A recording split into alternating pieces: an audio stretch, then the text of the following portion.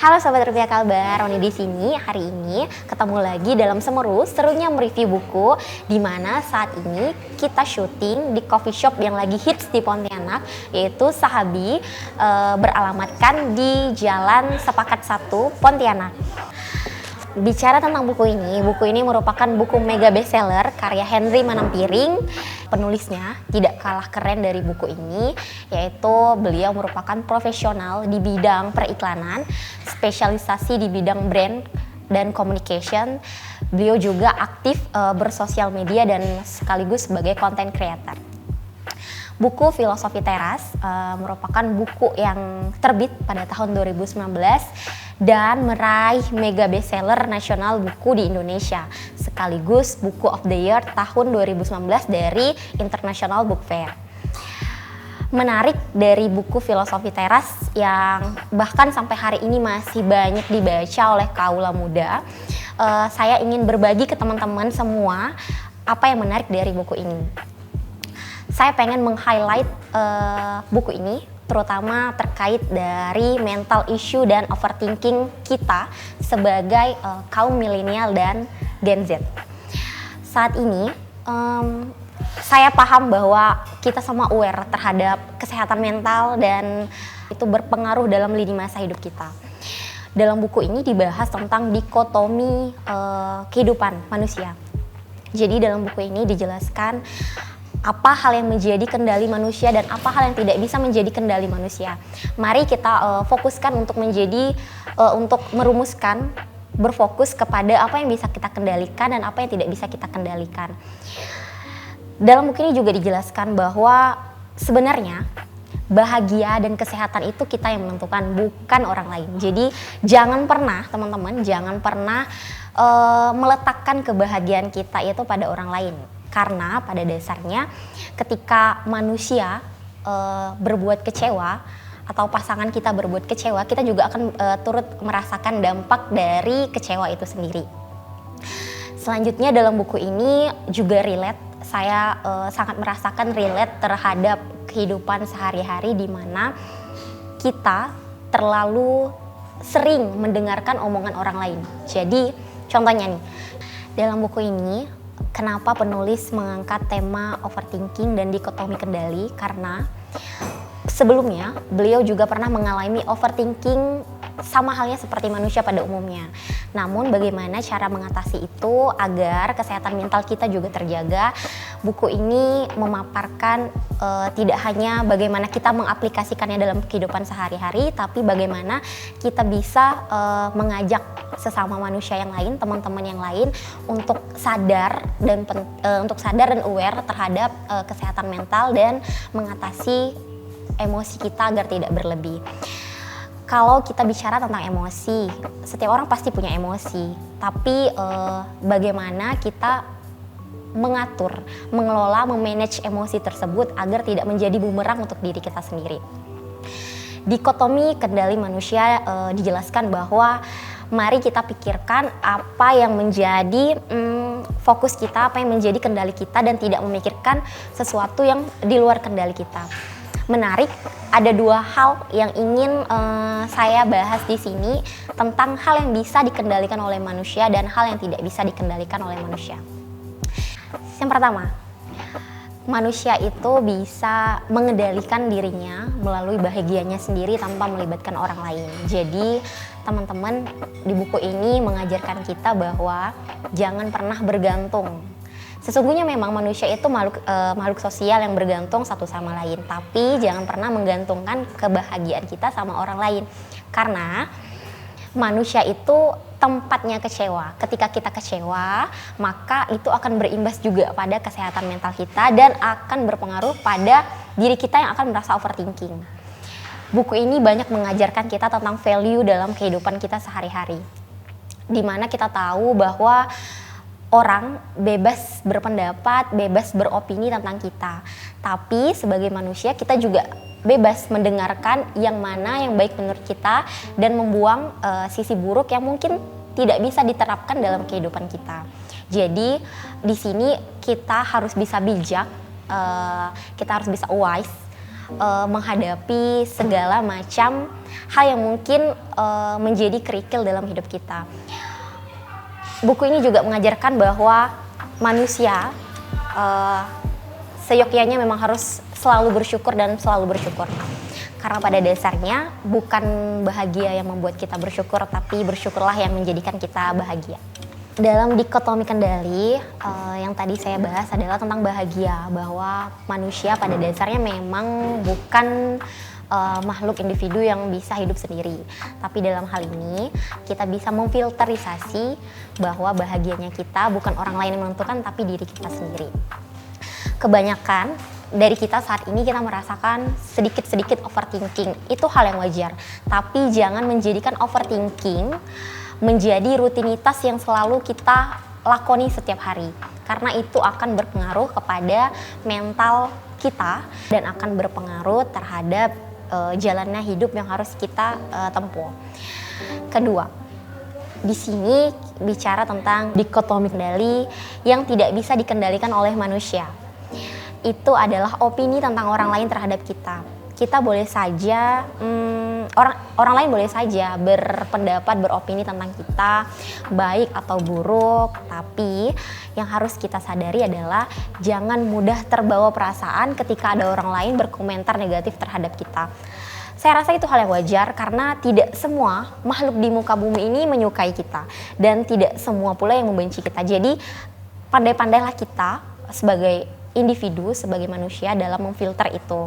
Jangan semuanya itu sedikit-sedikit kita masukkan ke dalam hati dan baper terhadap omongan orang lain. Tapi boleh jadi itu adalah suatu motivasi yang mungkin bisa merubah kita menjadi pribadi yang jauh lebih baik dari sebelumnya. Jadi teman-teman, karya buku Om Piring, beliau akrab disebut Om Piring oleh netizen yang ada di Indonesia, merupakan karya yang luar biasa yang menurut saya wajib teman-teman baca. Buku ini tidak hanya bicara tentang filsafat, tapi bicara tentang self improvement, yaitu pengembangan diri yang berpengaruh terhadap kehidupan kita. Jadi teman-teman, baru-baru ini saya juga sebagai manusia saya juga sering merasakan overthinking.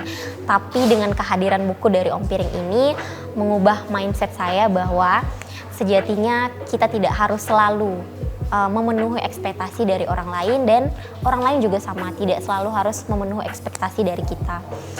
Ketika orang lain tidak sependapat dengan kita dan ketika kita tidak sependapat dengan orang lain, itu hal yang biasa. Hal yang biasa dilakukan saat kita melakukan komunikasi sesama manusia. Tapi yang harus digarisbawahi adalah bagaimana kita bisa menerima itu sebagai sebuah saran ataupun insight yang akan membawa perbaikan dan kemajuan untuk kita bersama. Buku ini syarat akan value dan makna di mana teman-teman bisa dapatkan, bisa pinjam di Perpustakaan Bank Indonesia Kalimantan Barat di lantai 3, dan teman-teman bisa merasakan perubahan dari membaca buku ini. Saya menyadari bahwasanya kita sebagai manusia tidak harus selalu mengikuti omongan atau mendengarkan saran dari orang lain. Tapi sebagai manusia kita tentu bisa memilah dan memilih yang mana yang baik dan tidak. Jangan jadi manusia yang gampang baper. Jadi ada satu contoh dalam buku ini yang saya suka banget nih. Kita mungkin sering mengeluh, tapi jangan menjadikan keluhan itu menjadi habit yang akan kita lakukan setiap hari. Karena pada dasarnya manusia itu memang ada rasa mengeluh dan rasa lelahnya dalam suatu aktivitas atau rutinitas. Tapi dalam buku ini saya dapat contoh bahwa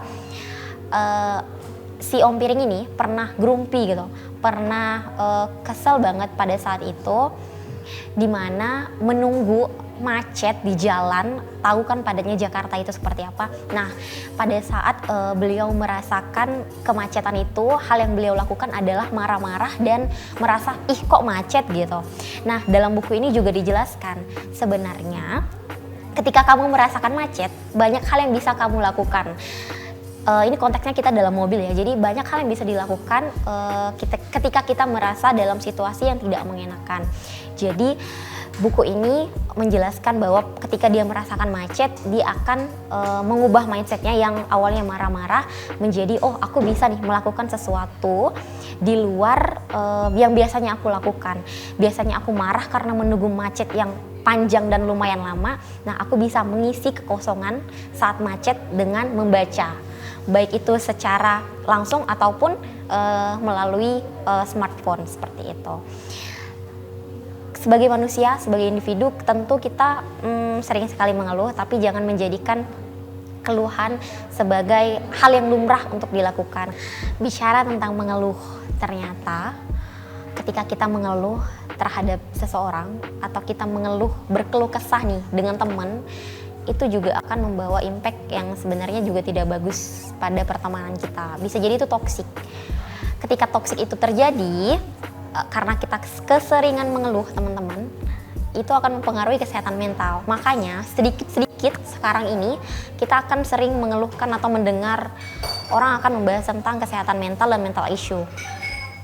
Dari buku Dikotomi Manusia ini, saya juga belajar bahwa ketika manusia sudah belajar dan berproses, dari buku ini saya juga belajar 3M yang saya highlight sendiri, yang saya rangkum sendiri, di mana manusia itu butuh 3M: mengusahakan, mendoakan, dan belajar untuk menerima.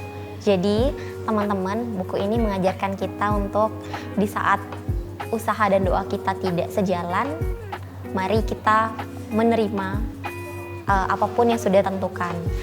Jangan karena pada saat Tuhan sudah menentukan berarti itu yang terbaik untuk kita. Jangan pernah bertanya lagi kenapa aku yang harus merasakan ini, karena mungkin pada saat itu kita tidak menemukan jawabannya, tapi bisa jadi ketika kita sudah mendoakan dan mengusahakan namun kita tidak bisa menerima, bisa jadi itu akan berpengaruh kepada pikiran kita yang selalu berpikir overthinking terhadap sesuatu yang tidak sesuai dengan keinginan kita. Karena pada dasarnya segala sesuatu itu tidak harus sejalan atau sesuai dengan maunya kita, tapi bisa jadi segala sesuatu itu yang terbaik adalah yang ketika Tuhan bilang oke nih untuk kamu, seperti itu. Terakhir yang ingin saya sampaikan ke teman-teman adalah kita sebagai manusia tidak harus selalu memenuhi ekspektasi manusia yang lain, dan kita sebagai manusia tidak harus selalu berpendapat yang sama dengan orang lain, karena itulah dinamikanya kehidupan. Sama halnya ketika kita belajar untuk bisa menerima bahwa orang lain pun sama, tidak harus selalu memenuhi ekspektasi dari kita, baik itu orang tua, pasangan, ataupun orang yang kita anggap sahabat, ataupun orang-orang di sekeliling kita. Terakhir teman-teman, saya ingin menyampaikan, dan saya juga mendapat insight dari buku ini adalah bahwa kendali terpenting dalam hidup kita adalah bukan bagaimana kita memperoleh, tapi bagaimana kita mempertahankan itu, dan bagaimana kita selalu mensyukuri setiap nikmat yang Tuhan berikan di setiap harinya. Terima kasih sudah menyaksikan Semeru episode hari ini. Sampai berjumpa di episode selanjutnya.